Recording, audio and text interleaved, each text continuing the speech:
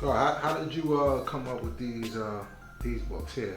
Which one was first? Was it the Art on Art was first? This was first, real. Yeah, okay. So I always write since I started building with PremierHipHop.com, right?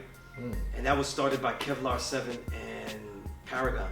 Paragon is an artist, website designer, artist. He makes album covers all the time. A lot of stuff from Wu Camp. So he's done like Ninth Prince album, shit like that. Remember the first Bronze Nazareth Don Pacino album? War Poetry. War Poetry? Yeah. That's his cover. He did that cover. You know what I mean? His wife actually drew that. But he made a site, Premier Hip Hop, with Kevlar 7, who's the brother of Bronze Nazareth. And he passed away. But he was my student. You know, if I was saying student, right? Kevlar, yeah. You know what I mean? And I only say that because people keep asking me. You know? But he was, and we never really got to build because he returned like that, like where he could go through 120 in depth.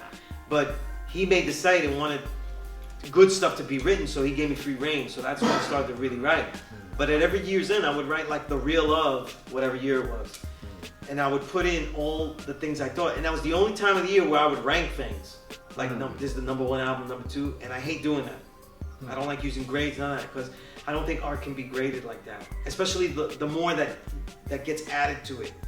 You know what I'm saying? So what context does a classic grade of today really, how does that go with like paid in full or shit like that? It doesn't have much context anymore. Unless you read it. And I want people to read what I wrote, not the fucking grade. You know what I mean? Right. So I was doing that every year. And then around 2018, when I put together the first book I did, The Filtered Reel, Essays from the Invisible Renaissance, that year, at least 300 albums I collected.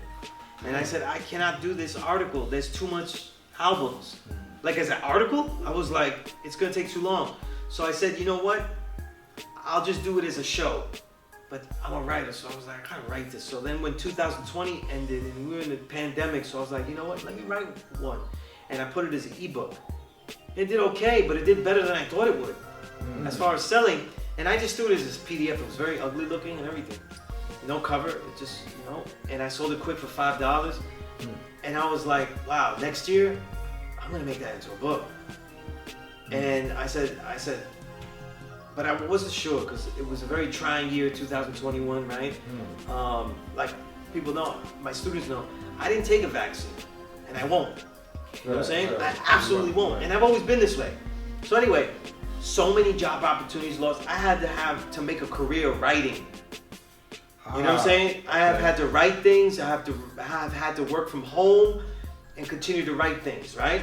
So I still wasn't ready with the book. I did a couple of reviews, you know, but not that much. But then I was like, yo, if I do like a book, I'm kind of behind. So, and I was collecting albums, more albums. I collected about 400 albums just for 400 albums plus for 2021. This is based on hip-hop genre? Hip-hop albums that I thought were dope. If they were whack, I wasn't collecting whack people though, so there's no, you know, like whack shit in there. You know what I mean? It was great, good, and respectable. That's what I collected. Great, good, and respectable. So that's your rate system, basically. Right, because in other words, is it worthy enough to keep? So not everything has to be the most incredible if you're a deep collector, but it has to like have the ethos, you know, and everything like that. You know what I mean? And it was that many albums I thought were worthwhile to get a mention. And yo, it was about like September, and I was like, yo, if I get to write, I'm gonna have to really write my ass off. And so I started to listen to albums every day and write something, write, and I just kept writing. I said, I know I could do it. I said, God, that year I did 40, 45 interviews of artists in that year alone, 2021. And so I said, I let that be the pictures on the cover, whether I met them in person or I did them through DJ Toji's Classic Stone radio show, right? Because he makes flyers for everything. Right? And November, December, January. I did not finish it in January like I wanted to. I was writing furiously. It's like a perfume shop. If you listen to too much hip hop, after a while, like it would be a decent album. I was like, yo, this is a piece of shit. And then you know? So I had to put it away because I was hating everything. So it was like a perfume shop. I had to listen to other music, and I'm not one to be in silence. If I can play music, I play music, God. I don't have silence, you know what I mean? even when I train, like I said, I bring music with me. You know what I'm saying? Who do you listen to when you train, though, God? Like I don't listen to that much rap.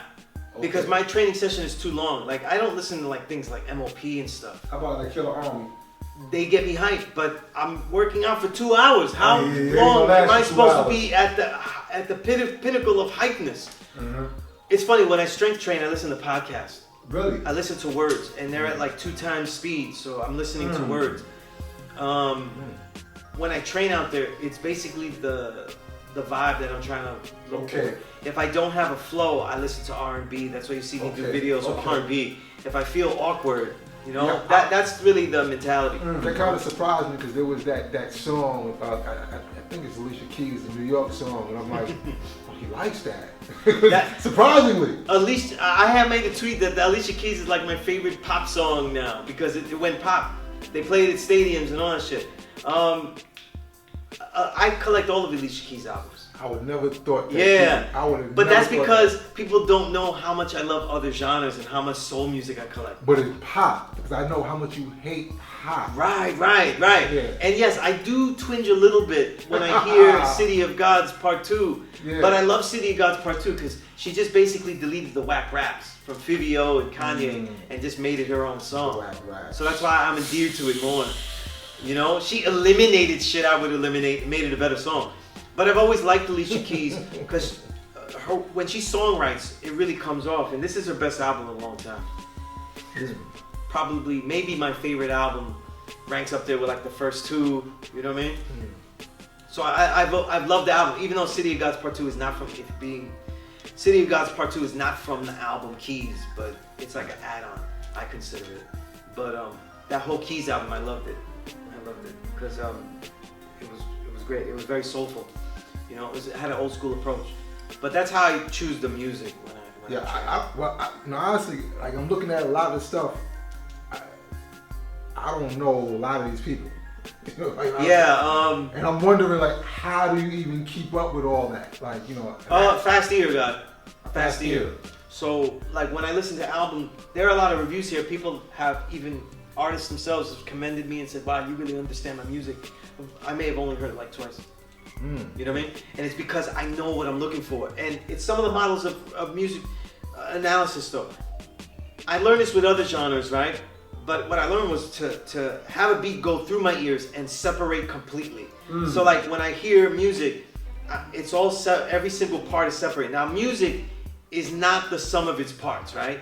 Right? You know, a song could have the beat could be a little off and everything, but it could just be an incredible song. Like 36 Chambers is an example. There's a lot of mistakes on there. The production, you know that they use synthetic substitution like 1,000,000 times in it, but it doesn't sound played out, right? You don't go, oh, the same beat again, right? But he chopped the drums. Yeah, like he's doing shit with them. Right. So it becomes unique. So it's not the sum of its parts. You know what I mean? So, but to get a faster beat on things, you gotta separate them quickly. And the major thing is to hear lyrics faster. Do I hear people's verses faster? Most people, when they hear hip hop, they don't get what's being said. I hear what's being said very quickly, and then I separate the beats very quickly. Like the quality. I'm trying to define the snares, what type of drums they use. Do they repeat like piano stuff a lot, or they go into the piano digs a lot, or whatever they're doing and stuff like that. And I try to define it as quickly as I hear it. You know what I mean? What is your relationship to the actual artists? How does that inform? Most of the artists that I write about, I know in some way. And how does that inform what you write? It does inform. It does inform because if I know how when you know them, you know what you expect from them. Right. What So they're the trying to expectation do. is different. The expectation is different. Different. You know what I'm saying? So I know what they'll give me. I know that this one I have to spend more time with it. If Mecca did this.